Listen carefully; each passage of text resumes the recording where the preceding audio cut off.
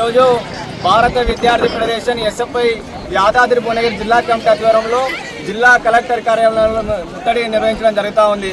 SFI Yadadri Bhuvanagiri జిల్లా committee ఆధ్వర్యంలో collectorate ముట్టడి నిర్వహించడానికి ముఖ్య కారణం ఏంటంటే రాష్ట్రంలో పెండింగ్లో ఉన్న 8,300 కోట్ల స్కాలర్షిప్లు వెంటనే విడుదల చేయాలని చెప్పి ఎస్ఎఫ్ఐ డిమాండ్ చేస్తూ ఉన్నాం. ప్రధానంగా గత ప్రభుత్వం విద్యార్థి వ్యతిరేక విధానాలు అవలంబించడం వలన 5,000 కోట్ల స్కాలర్షిప్లు పెండింగ్లో ఉన్నాయి. ఈ ప్రభుత్వం అధికారంలోకి వచ్చే ముందు మార్పు కావాలి, విద్యారంగాన్ని మార్చాలని చెప్పి హామీలు ఇచ్చిన రేవంత్ రెడ్డి గారు స్పందించాలి. మేమేం చెప్తే ఎస్ఎఫ్ఐగా హెచ్చరిక జారీ చేస్తూ ఉన్నాం. ప్రభుత్వానికి, కాంగ్రెస్ ప్రభుత్వానికి సూటిగా హెచ్చరిక జారీ చేస్తూ ఉన్నాం. ఏదైతే పెండింగ్లో ఉన్న 8,300 కోట్ల స్కాలర్షిప్లు ఉన్నాయో అవి వెంటనే విడుదల చేయాలని చెప్తా ఉన్నాం. ఎలక్షన్లపై ఉన్న శ్రద్ధ విద్యారంగంపై ఉండాలని చెప్పి హెచ్చరిక జారీ చేస్తూ ఉన్న పరిస్థితి.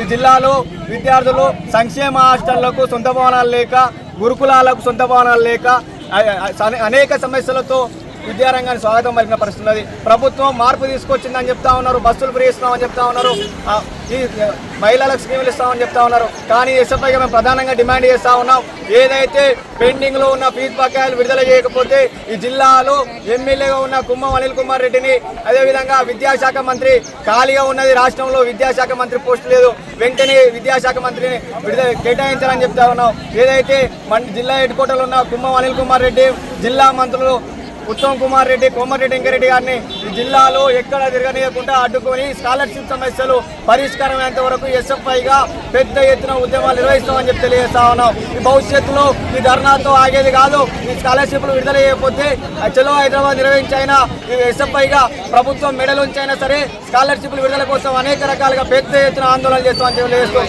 Thank you.